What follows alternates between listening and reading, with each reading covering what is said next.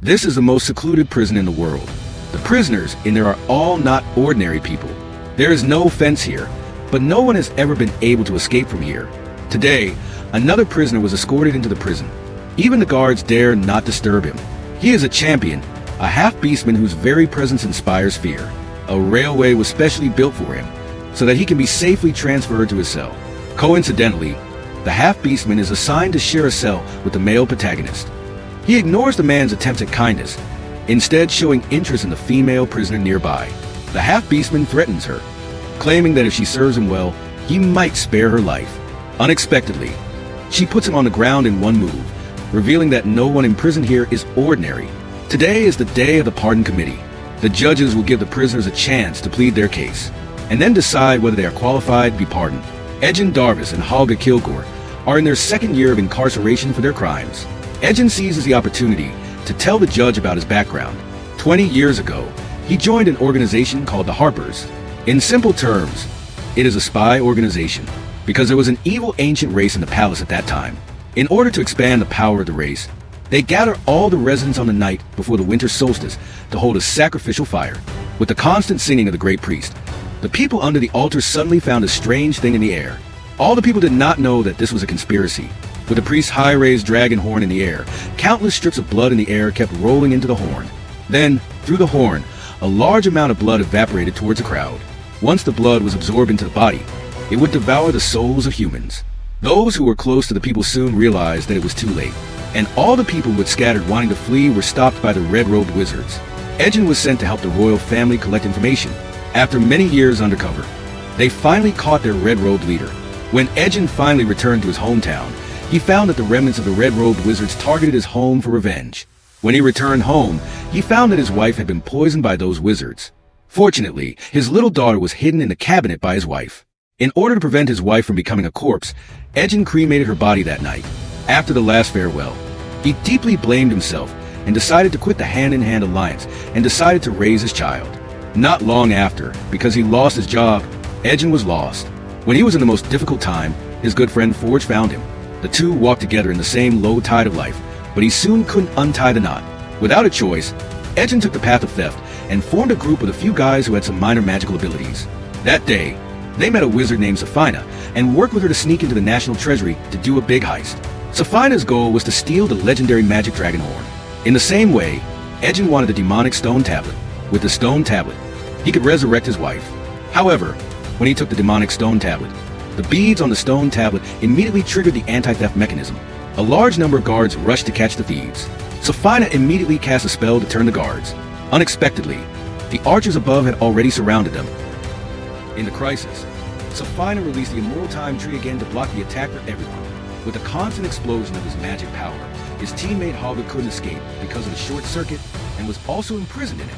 Edgin had no choice but to abandon his teammate.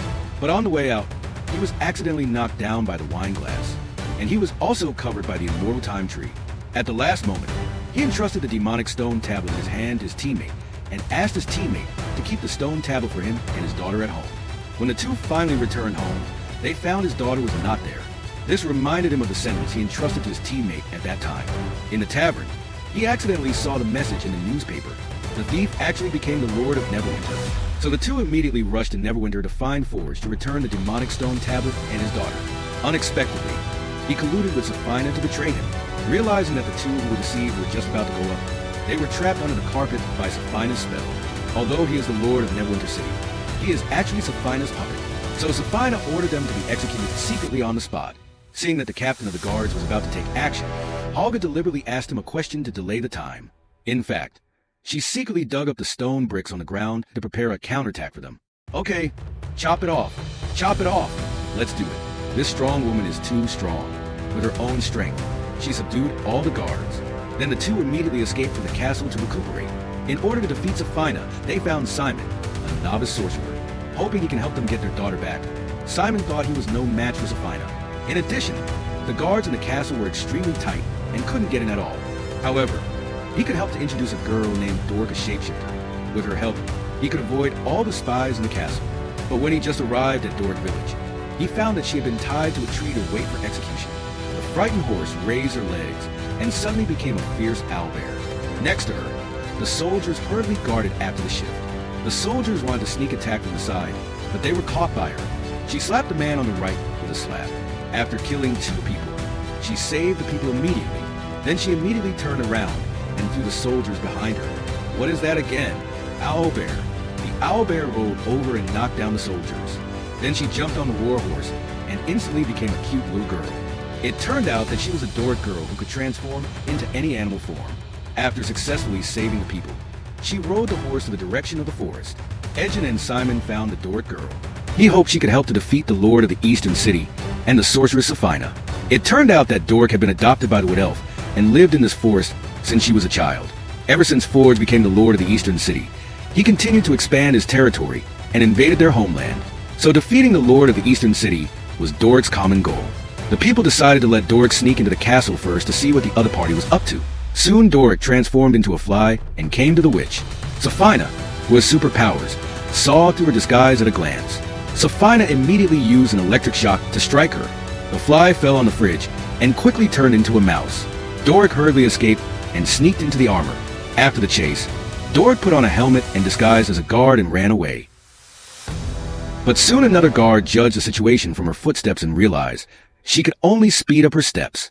She quickly transformed into a mouse and easily escaped. The guards in front of her ambushed her in front and behind, but every time he could find a gap and escape smoothly. After passing through a prison door, she briefly opened the distance of the chase. After jumping over the obstacles on the ground, she climbed on the prisoner's body and hid. She successfully jumped onto the small window from the prisoner's body. Then she jumped out without hesitation. At the same time as she fell, she quickly transformed into a bird and hovered in the air. She finally escaped the danger, but was attacked by a large number of arrows. In the air, she could only turn her body to avoid the arrows. Without noticing, she accidentally hit the flag and was gravied so that she couldn't fly and fell into the chimney. At the moment of landing, he became a cat and avoided the danger of falling from a high place. Doric couldn't care the surprised eyes of the family. She hurriedly walked out to the street and put on a magic helmet. But not long after she walked out, she met the witch Saphina. She could only transform again into an ostrich and hid. But such a small trick could be easily seen in front of the witch. She had no choice but to run away again. She was about to be caught by the soldiers. She transformed into an antelope again and jumped over all the obstacles in front of her. After a long distance, she was attacked by the witch's magic again. She was in great pain. She quickly got up and ran in the direction of the gate. She finally escaped the castle at the last moment when the gate was closed. After returning to the camp, Doric told her teammates the magic soulstone tablet was hidden in the vault. But the door of the vault was sealed by Saphina's with strong magic. Now the door of the vault has become the first big problem. Simon told everyone that his ancestors once had a magic helmet called Helmet of Disjunction. If he could find the lost helmet, he would have a way to deal with Saphina and open the door of the vault. It is known that the ancestors who lost the helmet had long died on the battlefield, but he could use magic to wake up the dead to answer their questions. For young people came out to the tomb in the middle of the night. The dry corpse that had been sleeping for hundreds of years was opened by the coffin door. The information they wanted today was not in the coffin. Instead, they needed to use the spell to wake up another dry corpse to find the information. But there was a condition. After the dead was resurrected, they could only ask 5 questions. If they asked more than 5 questions, they would die and would never be resurrected again. Simon hit the dry corpse with a punch and took out a few little rubes from his hands. Then he took out the resurrection badge and chanted the spell. And then he left it to Edgin. When the dry corpse woke up, he took a deep breath and breathed a breath of fresh air. In order to go back to the cage as soon as possible, he answered the first question of Edgin according to his memory. They had a life and death battle as a soldier. He was fortunate to be selected by the officer and became the next person to guard the golden helmet. But just after receiving the treasure, he was cut off by the enemy with a knife in the waist. When he opened the next coffin door to check, there was only half of his body left. But when Edgin was ready to continue to dig, the dry corpse stopped him, and there were 2 questions that he didn't ask. He had to answer the questions, or he would never be able to rest in peace. Edgin thought he was so pitiful that he could only greet him a few times. In this way, they opened the 3rd grave box. But this one was even more tragic. His eyes were pierced, and his eyeballs were still swaying.